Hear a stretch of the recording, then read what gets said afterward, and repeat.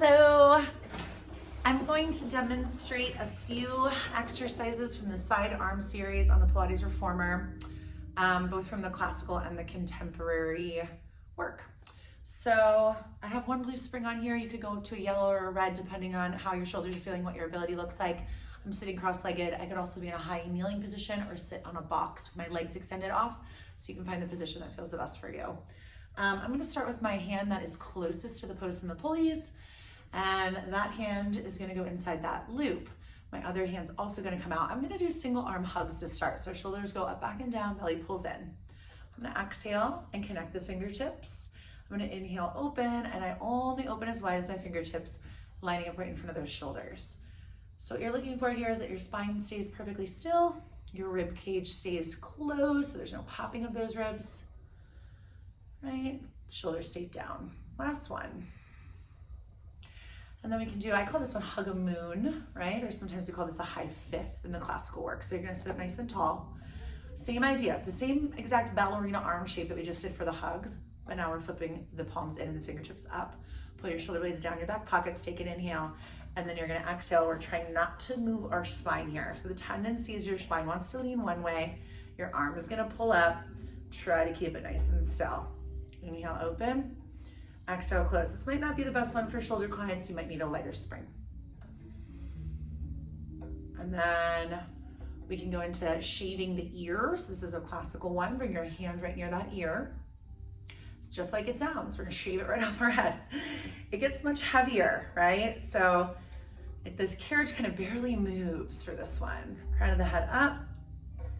And last one, don't worry about extending the arm all the way. I want your form. I don't want you to go full range of motion if it moves your spine out of alignment. And we can do a little pull across with rotation. So we can bring the arm up and we're gonna punch, pull it across, twist, bend the elbow, come back. So torso rotation, not letting the pelvis move at all. Gaze follows the fist. And bring it back. And we can do internal rotation for the rotator cuff. Elbow pulls in close, like you're squeezing like a towel underneath the arm, between the arm and the ribs. And then we close the arm, rotate it in, open back out. Move into the tension, move out of the tension. One more. Then we can do the Popeye movement, right? So adduction goes across and comes back. Let's do one more. Elbows bent, you're moving from your shoulder and that spine stays still. So we're just moving from right here. All right. And then we can use the right hand. So the rope's just gonna cross the body. And we can start with the rotator cuff on this side. So elbow in line with the shoulder. You have a little more tension for this one. This is external rotation of the opposite shoulder. So again, you're squeezing like a rag, or sometimes they say like a $100 bill between your arm and your ribs. You don't want to lose it. Squeeze it in and then rotate out just from the shoulder. This is a lot heavier than the other side because the rope is further away, right? So we're moving into more tension. So don't worry if it doesn't go super far. Exhale out and inhale in. I have my fingertips through my thumb to the sky for this, but you could also do a fist if that felt better for you or your client. Just make sure the wrist stays straight. And then we can move this into draw a sword. So it's just building off of this movement. You rotate out and then you punch up and out. Bend the elbow in and then bring it across. You can also do a more fluid movement once you've mastered it. You can also just go straight out, right? So there's lots of ways to modify. If that doesn't work for your client, you just go back to that same external rotation of the rotator cuff, right? And then from here, I've got abduction, right?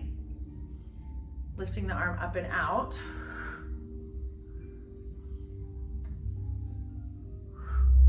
I want to watch my wrist there. Maybe make a fist and maybe not move as high, but watch the height of your client's shoulders. Make sure they stay nice and level when they do this. Moving from the shoulder, the elbow stays bent. Keeping the arm in the same shape, you're just moving the position of it. And then we can do overhead tricep extension. So the arm is gonna come up. You have two positions you can use for your palm, and I kind of let my client decide. So you can either have your palm facing down and make a fist. Some people like to go the other way and push the palm away. I'm gonna demonstrate palm facing down because that feels best in my triceps. I'm gonna put my left hand on the headrest. If I was seated on a box, I might be putting my hand on the shoulder block. Elbows over, and I'm gonna look at my left hand. My elbow stays at the same height the whole time. I extend the arm up. I bend and I slowly bring it back down. I wanna watch my wrist stay straight and my elbow stays in the same position. My sit bones stay down. I feel that shoulder and that tricep. All right. Thanks, guys.